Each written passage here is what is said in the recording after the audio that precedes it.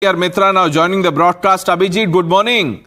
I want to start off by asking you, in fact, I want to tell you if you haven't seen the post already. Peter Navarro says, Modi is a great leader. I don't understand why he's getting in bed with Putin and Xi Jinping. And then he ends by saying, we've got Brahmin people profiting at the expense of Indian people.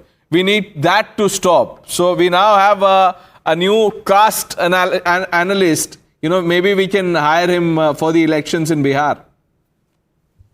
So, Pranesh, the thing is very simple. According to the same caste people were apparently Ukrainians who invaded the brown native savages on horseback 3,500 years back. So, it is our homeland also. But that said, America being such a great democracy, I'm shocked at the way, Trump is mollycoddling Putin. Why invite him to Alaska? That is also a democracy, na? Trump is refusing to impose sanctions on China, so why is he mollycoddling China? They're very quick to impose sanctions on India, but India isn't the biggest buyer of Russian oil. That is China. That is entirely China. In fact, China is the biggest buyer of gas, and they buy gas at a much lower price than Europe did. So, these are things. Peter Navarro, maybe he's learnt economics somewhere, but I think it really shows you the very poor standards of a Harvard education that somebody is given an economics degree without understanding basic humanities, international relations, shooting his mouth off. Personally, I feel he's actually been hired by Trump to do the trash talking on the side. Remember, the Americans do a lot of trash talking every now and then. It's not unique to the Trump government. The Americans do it in general. And he's doing this just to stir the pot and keep the troops, riled up. I also want to point out, Pranesh, the fact of the latest polling that came out yesterday. That shows that Trump mishandled the Epstein files, and nobody believes the official Epstein files report, that it has been covered up. Now, that being the case, if you look at these polls and the results coming out from what the results of Navarro's tweets and things, there seems to be a great correlation. So with all due respect, I'm not taking Mr. Navarro terribly seriously.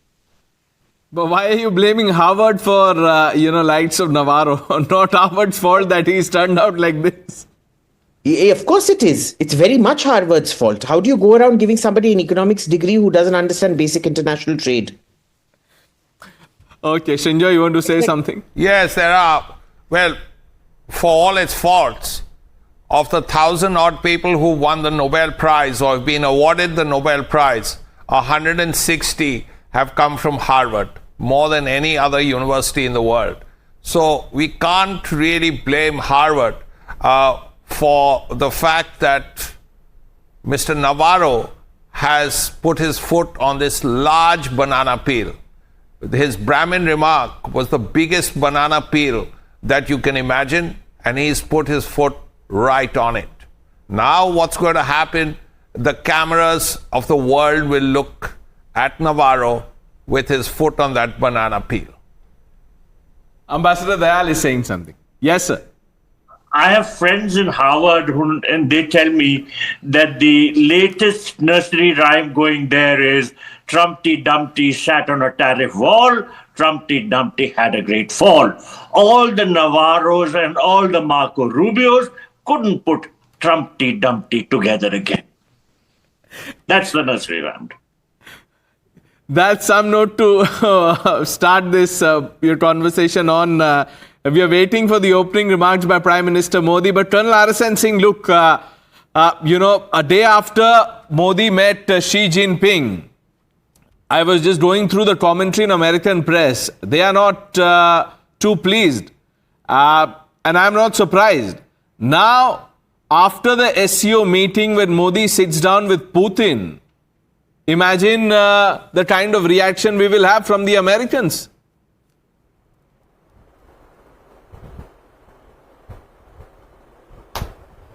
No, it is they, by their policies, who have pushed, Russians to bias towards China and India. The bias was always there. We had a fantastic relationship, a strategic partnership, as I said earlier. But when the European part of Russia gets after, Putin, what does Putin do? As I said earlier, he is bound to gravitate towards the Asian part. And that is what is happening. There cannot be a vacuum, isn't it? International politics abhors vacuum. This is the fundamental principle of, international politics. And who has created this vacuum? Joe Biden and the Europeans. Now in all this conversation, the Europeans are not featuring in. Whatever they may say, whatever, now they may say that they don't go along with Trump on his policies on tariff, etc. But remember, they were the ones who created this situation. What if Ukraine had been admitted as a member of NATO? What would have been the next? So it is they who have created that kind of a situation. And why should we do the bidding of the West? And I said, as I said earlier, that I can see that change. A change which occurs, say, in centuries. And that change is critical minerals and rare earth. Why do you think that, Trump called Asim Munir for a lunch? Critical minerals, rare earth. So this, the entire, re-engineering, I would say, reset of the global order is taking place right in front of our eyes. Some people may not understand the gravity of this entire affair, this SCO meet.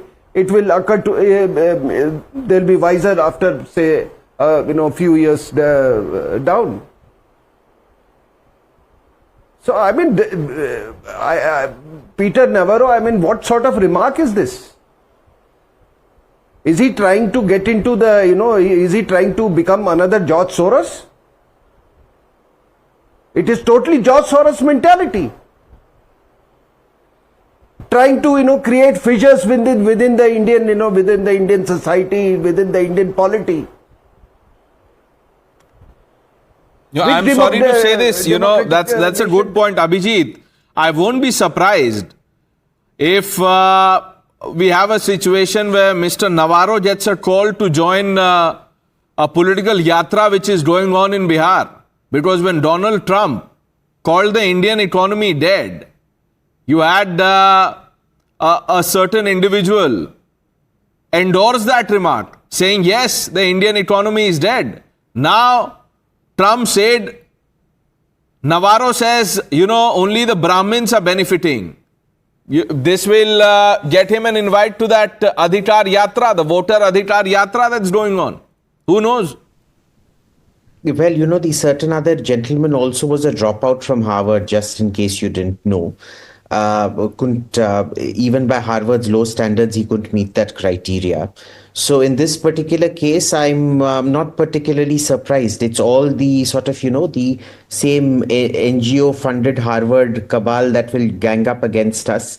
I think it's only left for Mr. Tejasvi Yadav now to join Harvard as well. That might be quite good for Bihar, by the way. You do remember the father had a Harvard stamp of approval for some railway renewal plan and things like that. So you'll see there's a Harvard hand at everything. Peter Navarro's for Harvard and he keeps trash talking India.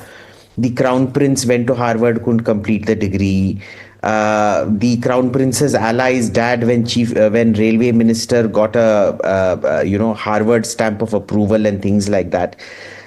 Also, don't forget, Scott Bessent, who is the Treasury Secretary, is a George Soros man. He served for almost 15 to 20 years as George Soros's, head of investment and things like that. Why are we surprised by all of this? Do we really believe that the old networks just broke down and Trump actually replaced the deep state? No, I think not. I think those networks, those talking points, they're still very much valid. And I'm very sure that these statements coming out of America, not just from Peter Navarro, other statements as well, will all be, bundled up and taken on by the opposition. That's what the opposition does. Remember, there's an opposition that went abroad and asked for foreign intervention in India, actual military intervention in India to prevent, and this wasn't with the vote chori starting up now. Remember, this was 2 years back. So, look, this is going to happen. There's nothing you can do about it. If the opposition feels it helps them, congratulations to them.